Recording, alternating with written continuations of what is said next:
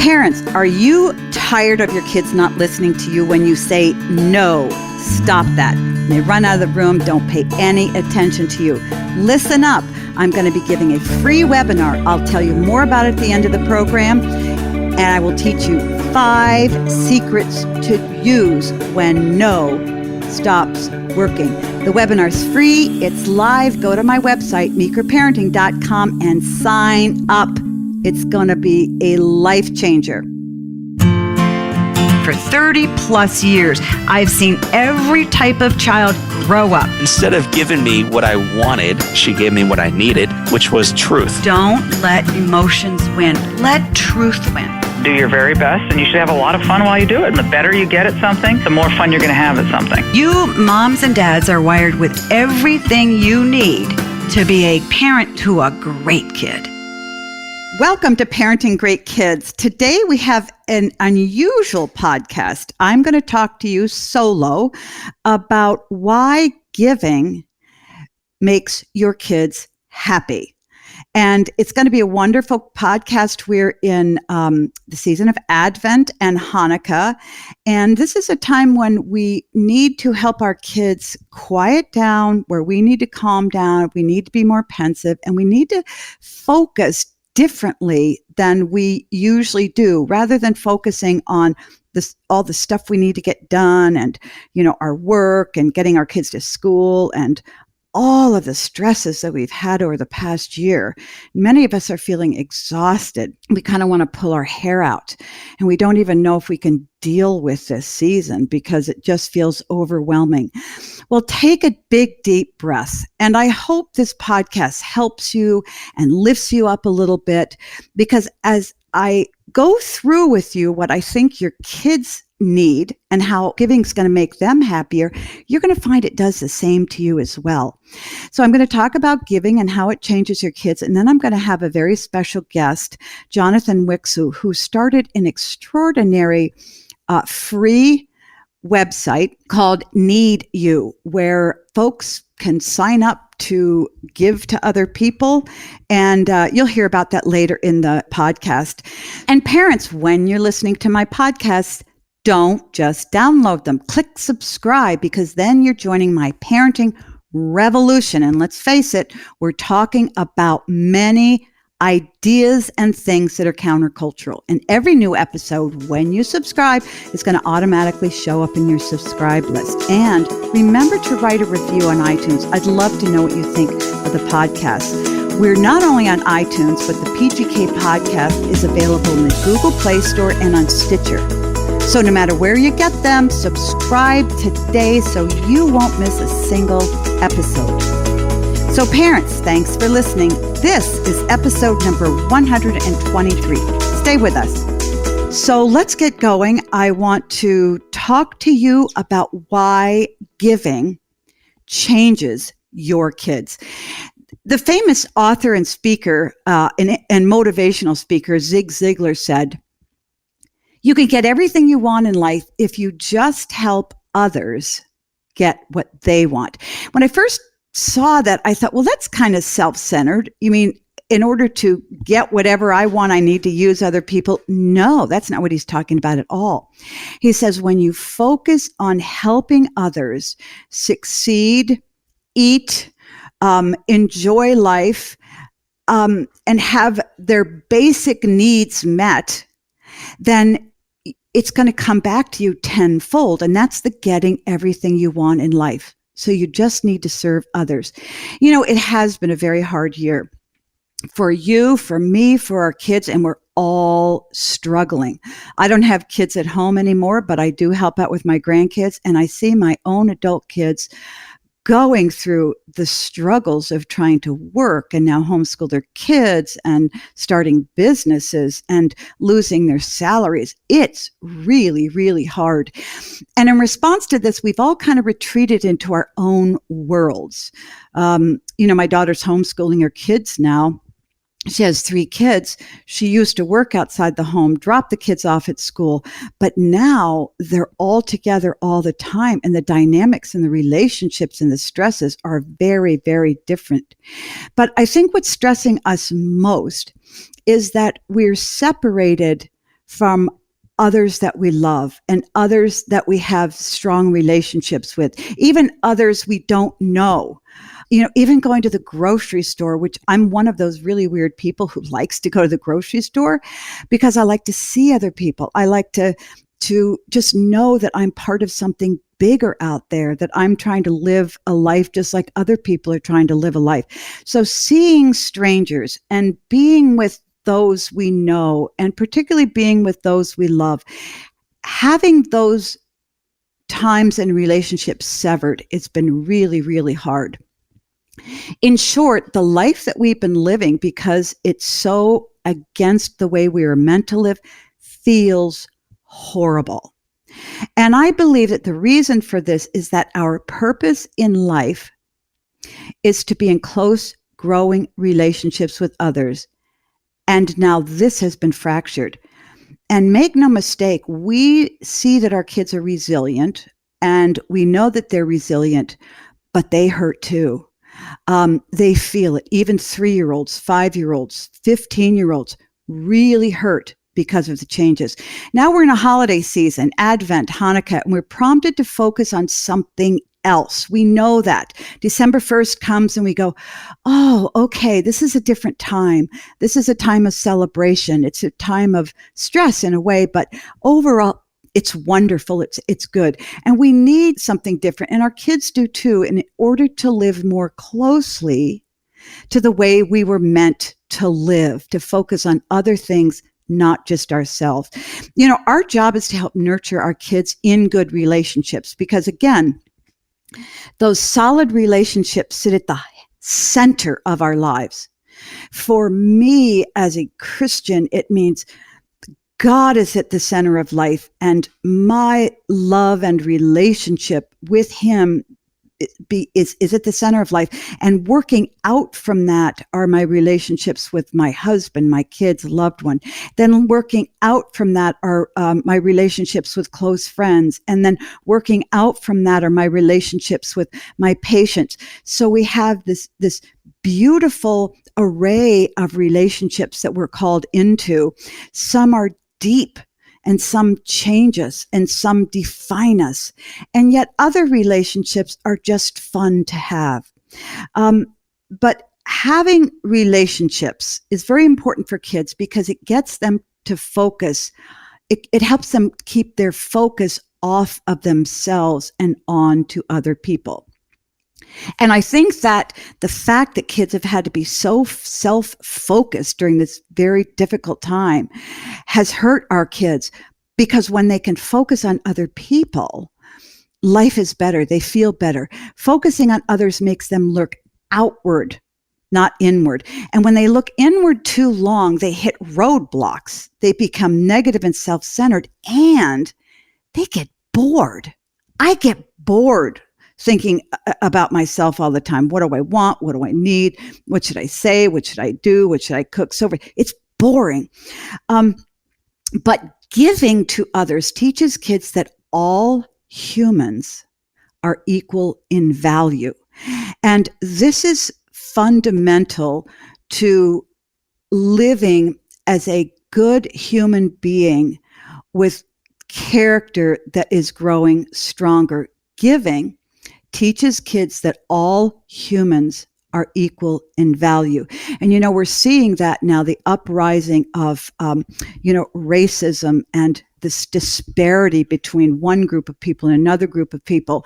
But if we peel that all back and we started at the beginning, we would understand that every single human has the same value. You who listen have the same value as your neighbor that you can't stand. Donald Trump has the same value as Joe Biden.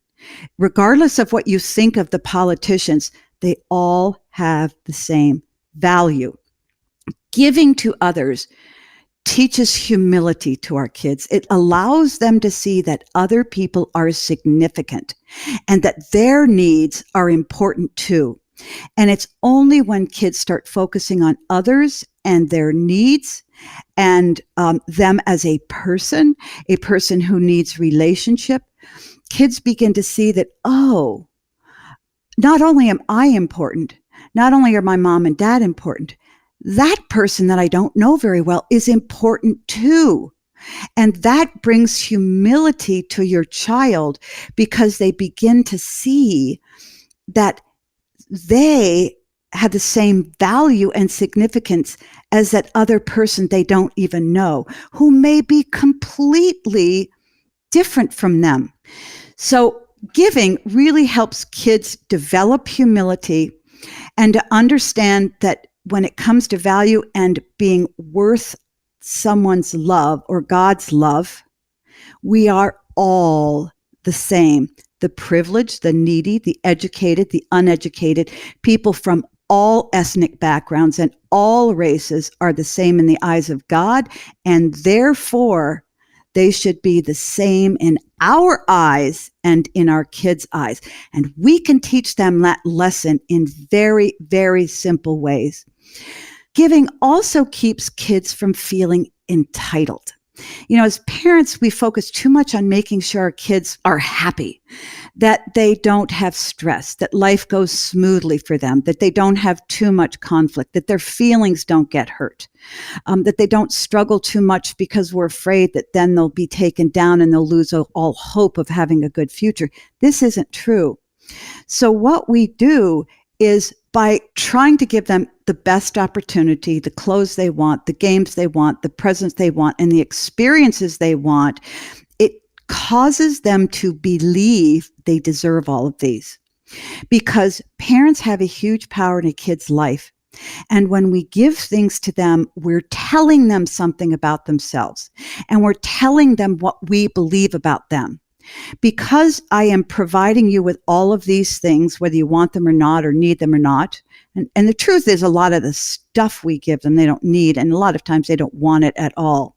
We teach them that they deserve these things and that perhaps others, i.e. their friends, don't. And they feel that being the center of our lives makes them worthy of everything they get because we continue to give it to them. I'm not pointing the fingers at parents, and I'm not putting you down. Friends, this is a normal parent's intuition, right? Is to help our kids, give our kids a leg up, make life easier for them, have a different life from what we had, to help prevent the mistakes that our parents made and to do better. And this is what we do, and our intentions are wonderful. But we have to step back and realize, are we really doing what's best for our kids? The truth is, kids receive all of the things they get, not because of who they are, but because of who we are. Kids receive things because we're generous people, not because they're better than this person or they're better than that person.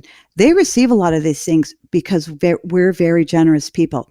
And in our generosity, we have to make sure that we're generous in the right ways and that we give when we should give and that we withhold when we should withhold. Ultimately, kids grow up believing that others should give to them like their parents did. Okay, so if they grow up receiving everything from their parents, they believe they deserve these things. And then when their parents are no longer giving them all they want, they expect other people to do the same thing. And this sets them up for disaster in their relationships, in marriage, in their jobs, everywhere. And no one wants to be around them. You know, you have friends like that. You've seen your friends' kids, and you just kind of shudder. You don't want to be around them. Don't let this happen to your kids. Don't let them be the center of the family. Don't give them everything they want. Now, that sounds like a mean thing to say, but withholding things from some kids is really good because they learn that to appreciate what they do have, and that usually in life, they don't get everything they want, and that's okay. Because they don't need all those things in order to be happy. We teach them they can be happy without a lot of stuff. And we need to also teach them to work for things. So teaching our kids to give helps keep their focus off themselves. It teaches them that every human is equal in value, and it teaches them humility. It keeps our kids from feeling entitled, and it gives and giving makes them feel significant. Giving makes them feel important, because when they see that they can make a change in another person's life by meeting that person's need, by helping that person be a happier person or have a better life, they are changed. They become deeper people. They begin to learn that giving to others is an enormous part of who they were meant to be. Remember, it's all about relationship. And we help them focus on their immediate relationships with family, siblings, and close friends. But when we help them give to other people who are very different from them, who they don't know, and maybe even who they don't like, it teaches them to live in a dimension they were meant to live in. That's giving and having relationship to people who are different from them is part of who they are. And we bring that part alive when we teach them how to give. You know, many kids have never felt this dimension of their lives open up. And when they do, a spark is lit and they feel like they're living in a whole new world. They understand that they have the ability to change another person's life. And you want to give your kid a sense of value and power, do this. Teach them to give. Finally, giving changes others around them. Every parent wants his child to be a leader. We all do. We want our kids in front of the pack, being the good kid, the nice kid, the kid with a strong character who pulls other kids behind him or her and leads a good example for them. We want to help them lead their friends down a healthy path. But the only way to do this, friends, is to teach them to give, because it is only through giving that they learn their own strength. They don't learn their own strength by getting a whole lot of stuff and by having a lot of opportunities. They learn their strength and value by utilizing that dimension of who they are that gives. They learn to take a chance on being rejected by the receiver they're giving to, or to be accepted by the receiver that they're giving to. They learn to stick their neck out and do something that's out of their comfort zone. I will never forget my daughter, when she was 14 or 15 years old, taught me one of the most profound lessons I've ever had. My husband used to take our kids on mission trips to South America every year for 2 weeks, and he took all the kids at different times. Well, one time he took our oldest daughter, and she was 14, and they took a lot of supplies and medical supplies, anything. And a few weeks after they came back from their trip, I was looking around through my closet, and I was looking for a sweater that I loved to wear, and I couldn't find it. And I was talking, and my other daughter said she was missing some clothes. And I said, this is the darndest thing. We found out in very short order that my oldest daughter, who was 14 or 15 at the time, before she went on the mission trip, went through our house and took many of our clothes, packed them in a box, and took them to South America. And she didn't take the sweaters and clothes we were going to give away to Salvation Army. She took some of our best things. Why? Because the poor in South America deserved the best we have. And seeing that and knowing what she did changed me as a person. And that was a lesson I learned from my young teenage daughter. She gave, and she gave my stuff away, but she gave her own stuff away too. But she taught us that often giving has to have a price. For us, it was a tiny price. It was losing my best sweater. Who cares? Who cares? You know, the lesson that she taught me in giving up my sweater, you know, when I felt when I saw what she did, I felt like saying, honey, take my whole closet full of clothes. Literally, she saw her dad on the top of a very cold mountain in Peru, working with people who didn't have coats or sleeping bags, who were living in the freezing cold, take off his shoes and give them to a man, and take off his coat and give them to another man. You see, he didn't have to tell her what to do. My daughter didn't tell me what to do. She just showed me. And it changed her. It changed those people. It changed my life. Friends, this works. So here are some ways that you can help your kids, regardless of their age, give. First, help them think about the people in your neighborhood. Who are those people? What's their life like? What could they do, your kids do, to help make those people's lives better? Then come up with a simple plan. Mrs. So-and-so is a single mom and she has 3 kids and she may not have time to mow her lawn. So let's go mow her lawn. Or maybe she has a hard time getting dinners on the table. Let's make her a couple dinners. Or maybe, she doesn't have a whole lot of money and maybe can't buy her kids a gift. Let's go buy those kids a little gift and just leave it on their doorstep anonymously. You see, it's so easy. Look around. To the house to your left, the house across the street, the house to your right. Second, teach them about organizations who are professional givers. Habitat for Humanity. Look at local church organizations. Look at Compassion International. Get them to adopt a child, put the picture of the child on the refrigerator or in their room, and help them give every month to do enough laundry to earn the $35 to send to that child. Help them find and give to the Salvation, Samaritan's Purse, prison ministries, or one of my favorites, Hoover International, where you can give people who have no food, a cow, chickens, sheep, and any other animal, and they work in 21 countries where there are people who are living in desperate poverty. Third, make giving for your kids personal. Make it personal. Teach them to give to those living with less than what they have, maybe in poverty, but they should also give to people who are familiar to them.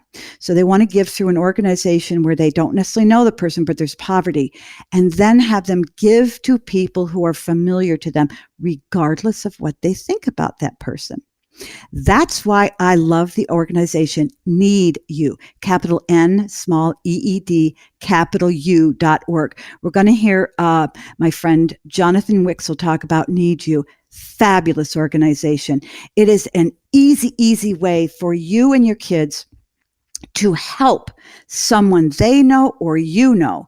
And it allows you and your child to find someone who needs help, any kind of help, and to recruit your friends to help that person. And then you and your kids can think about ways to help that person, to make that person's needs known, and then go and ask their friends to help. Basically, Need You allows you to go to their website, make a page for a person that you know needs some things, put up a whole lot of tasks that can be done to help that person. Different people sign up to do a task. You're done. It's free. NeedYou.org. This creates community and it strengthens the bonds of the givers. Parents, I hope you're enjoying my special podcast and my interview with Jonathan Wicksall. We need to take a quick break, but don't go anywhere. We'll be right back with more of this special podcast. Parents, now that I'm spending more time at home, I'm finding messes can show up just about anywhere, especially where you least expect them. And that means I need a vacuum that's versatile enough to keep up with it all. That's where my new Hoover Blade Plus comes in. It's versatile, adaptable, and ready for whatever life throws at it. Blade Plus is a real powerhouse in cord-free cleaning. It's engineered with Hoover's Dust Vault technology that captures dust and fine particles as you clean. Messes aren't just limited to the floors. That's why Blade Plus converts to a hand vac with a variety of included tools to get the job done no matter what. Blade Plus is cordless, powered by Hoover's removable, rechargeable lithium-ion battery. Hoover has a whole lineup of cordless cleaners powered by the same battery. So you can simply swap and go from job to job, just like some popular power tool brands these days. Friends, I have a confession. I am a vacuum cleaner junkie. I love good vacuum cleaners because I love clean floors. I have wood floors, tile floors, carpeted floors, and I like to have them all clean most all of the time. That's why a good vacuum cleaner is my friend.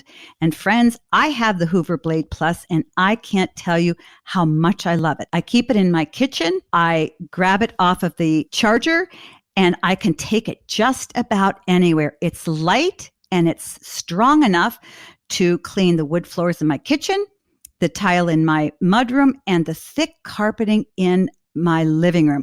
And friends, I'll tell you, I have grandkids riding scooters up and down my kitchen floors. My husband works in the wood a lot and frequently drags wood chips, dirt, mud, you name it, into our house. And my Hoover Blade Plus can tackle it all. Plus, I love the variety of included tools that I get with the Hoover Blade Plus because I can vacuum my carpets, I can switch out the tools, I can vacuum the corners in my ceiling, and I can even vacuum my drapes and my couch. I just love my Hoover Blade Plus. If you're ready to experience cord-free, adaptable cleaning for yourself, check out the Blade Plus at hoover.com. That's HOOVER.com. It's versatile enough to fit into any cleaning routine. Get your own Hoover Blade Plus today. And don't forget to check out Hoover on Facebook and Instagram. Friends, listen now on a conversation that I had with the founder, one of the founders of Need You, Jonathan Wicksall. Well, today I have Jonathan Wicksall with me, and it's really exciting because he and two other colleagues created a fabulous website that we're going to talk about, and it's called Need You. So, Jonathan, thanks for joining me. Thanks, Meg. Appreciate you having me on. We're going to be talking about a business that you started, and it's called Need You, Need, capital U. Can you tell us a little bit about what Need You is and how you got started? Yeah, sure. The idea actually came to me a couple of years ago, and it was unfortunately born out of tragedy. And my father got sick 2 years ago, actually now really right around this time, and he was diagnosed with AML, which is a pretty serious form of leukemia. And throughout his illness and his eventual passing several months later, there was it was just a hard time for us. And everyone would reach out, friends and family, and they would all say, do you need anything? Can we help you guys out? I know you're going through a lot. And just due to the overwhelming nature, our response was, we're great, thanks. We really appreciate it. We have family here. But as I started to reflect on it, there were so many things we needed. It was winter. It was February, and my mom could have used snow shoveling. We could have used meals. We could have used someone to walk my dog as we were, dealing with his passing and going through some of the after death things. And I just realized it's hard to ask for help in time of need. So that was really the problem we focused on right there. A couple of our co-founders were going through similar situations. Brandon lost his father as well in a pretty tragic way. And then Dave was having two children in exactly a year. They have the same birthday. And he'd never have kids before. He said, man, there was so many things we could have needed and people were offering it. We just couldn't. We didn't have a platform to facilitate it. Yeah. It really is hard to ask for help. And one of the things that after we had kids, people would say, if you need anything, call me. You never call. And women in particular give food to friends who've had a loved one die or just had a baby. But beyond that, we really don't know what to do. And so Need You is a fabulous way to give people who are struggling to meet their needs. So how does somebody use Need You? Yeah, no, it's a good question. And one of the guiding principles that we had is this has to be very, very simple. Dave always said it's GoFundMe meets Craigslist. Like that's the simplicity of it. And it's a free platform. So it's really easy. You go to needyou.org. We are a public benefit corporation. So which means free. Which is free. So we're free, and we're out to do a social good, right? We're in love with this idea. We want to help people. But you go on the site, you hit create a page. You could create a page for yourself, or you probably know someone who's in need, and you create a page for them. It's very simple. You add a picture, you add a brief description of what the situation might be, and then you can add individual needs that are just tiles. You can say, hey, if you could walk their dog every Monday, Wednesday, or you can bring them groceries on the weekend. And then what you do is simply copy the link. You can share that link with anyone. Anyone who has access to that link can go to their page, sign up to support one need, all needs, any needs, or people can add new needs. So it's really kind of an open platform where others can add needs as well. And it kind of compounds the need base for that individual and helps them out. We want to get to the point where it's, this is the primary platform for helping people out for services, and helping people out becomes kind of a cool thing, and everyone likes to do it. Yeah, very cool. So how do you come up with a list of the needs that person has? Do you go to the person, say, who had a loved one die, or when you were in a situation where your dad had died, or somebody just has a baby? Do you actually go to the person who has the need and say, what do you need? And then you go to the platform as that friend and make out a list? Or do you just kind of come up with what you think that person might need? Yeah, no, that's a good question. And, using my situation as an example, what my sister and I might have done is created a page for my mother. And we said, my mother, would love snow plowing or snow shoveling. She would love meals. And then we would start to share that with all her friends and other family. But someone else may say, I know Ingrid, she'd love a gift certificate to Harrington's, right? Mm-hmm. So they would add that need too. So it kind of builds upon itself. But initially, we kind of call it the giver, right? The giver would be the person, or even like the provider. They would go and find out what the person in need needs. They could start to build a list of needs, but then others could just add on. Okay. So then you would make that, and then you would, the person who made the list could send links to any friend that they think might want to give something. And then that friend would come to the site and just sort of check off, okay, I'll snow plow her driveway on Wednesday morning. And then, I'll give her a meal, another thing. So it's really easy, isn't it? Yeah, we like to think so. It's super easy. That's how we set it up. It's incredibly user-friendly. Exactly that. You just see someone's page. It's like their Facebook page or their Instagram page, and here's their picture, here's what they need, and then they're just individual tiles that say, can you help in one of these areas? And you simply click, I can help. Mm-hmm. One of the things I was thinking of, and we're talking today about giving, and it's Christmas, and I feel strongly that it's really important for kids to learn during the Christmas season, around, the whole year, to give and to not focus on what they're going to get. So how do you think a family could use Need You to give somebody, maybe the person didn't just have a tragedy, maybe they're just a poor person that needs some food, maybe at COVID, the needs are so great. So how would you envision a family using this to help other people in need? Yeah, no, that's a great question. And Christmas is a tough time for a lot of people. It was 2 years ago that my father was sick and passed shortly after Christmas.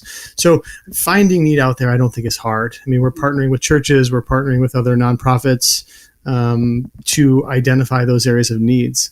And I think it'd be great for families to take a look at their friends and their relatives that might be in need.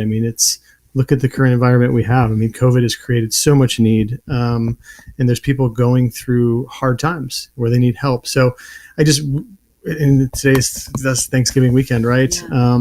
I think it's not hard to identify need. One of the original use cases we had, and before we even developed our site, people were saying, test this idea. Does it really work?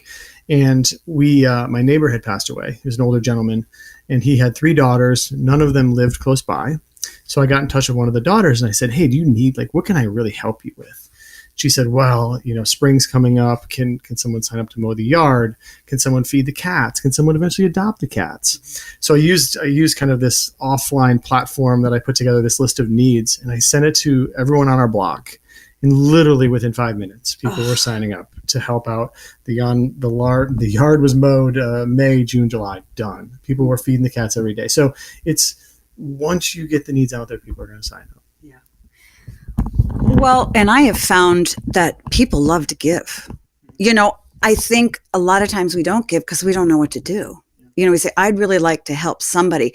The other thing is it possible for somebody to say, I want to give to somebody, but I don't know anybody in need? Can they get into those sites, or would it have to be somebody they'd have to identify in their community? Yeah, no, that's a great question. That's our eventual vision and goal.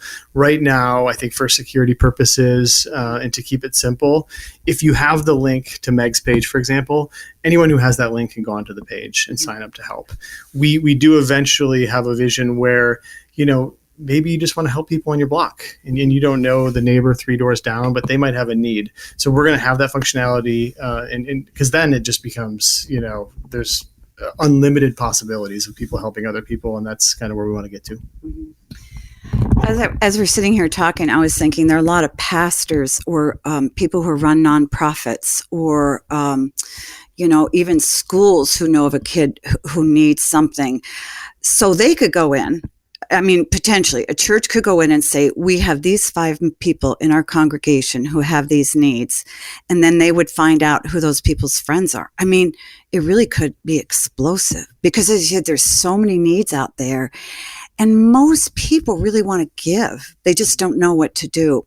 So how can people find Need You, which is free? I need to really emphasize to our listeners, this is a free program. And the truth is probably your kids can find it and use it better than you can because kids are so good. But how can people find you? How can people support you? It starts at needyou.org. Simple as that, needyou.org. It's really simple. You can go create a page, share it with your friends. We have our social media links on there. So follow us, spread the word. And if you reach out to us too. We're 3 individuals starting this company. We've had individual contact with people that have started to build pages, and we've signed up, say, hey, we'll help you out, right? We're happy to do that. We're happy to share your page with people we may know in that community.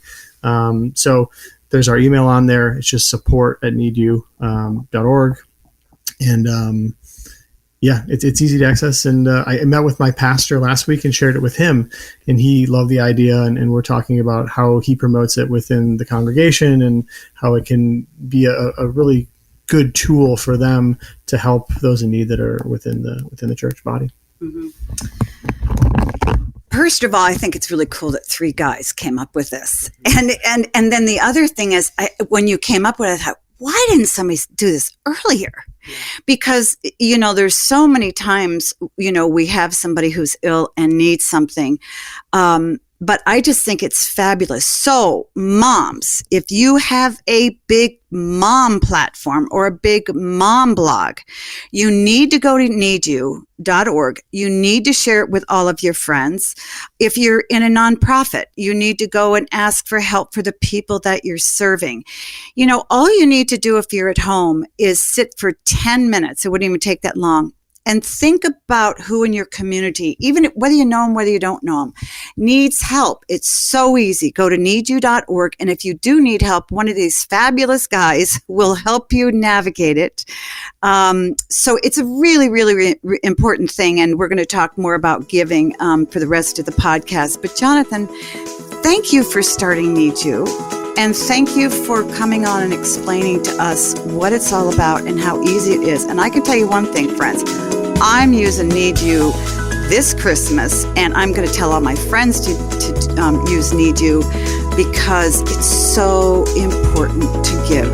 Thanks for coming on. Thanks, Meg. Really appreciate it. And like I said, if anyone needs anything, reach out to us through our page.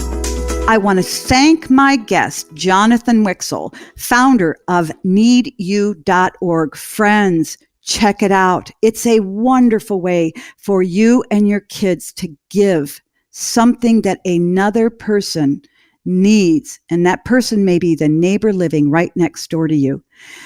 To find out more about Need You, go to NEED U.org. Again, that's needyou.org. meagmeeker.org.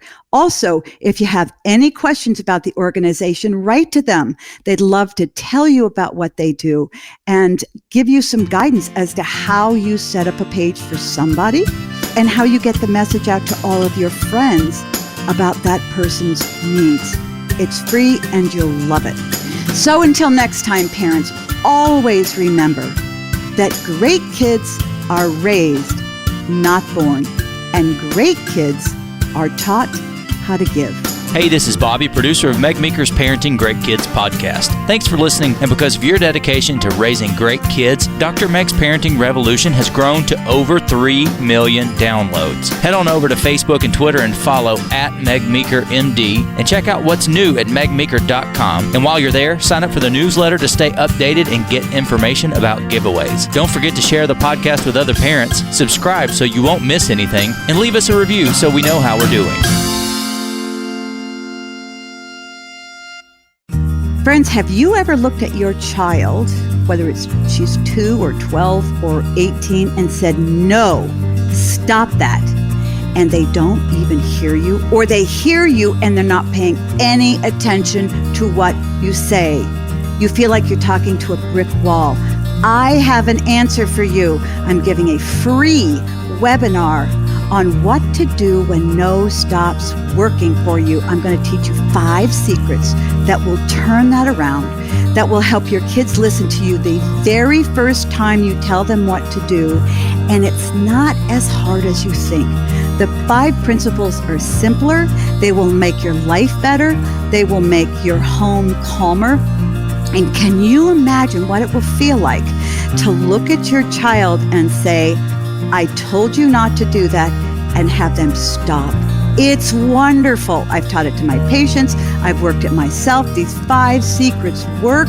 You have to join me on my free webinar, When No Stops Working. You can sign up at my website. It's going to be a lot of fun. I'm going to teach you the 5 simple secrets to getting your child to listen to you the first time. And I'm going to be answering your questions. Go to my website, meekerparenting.com, and sign up today.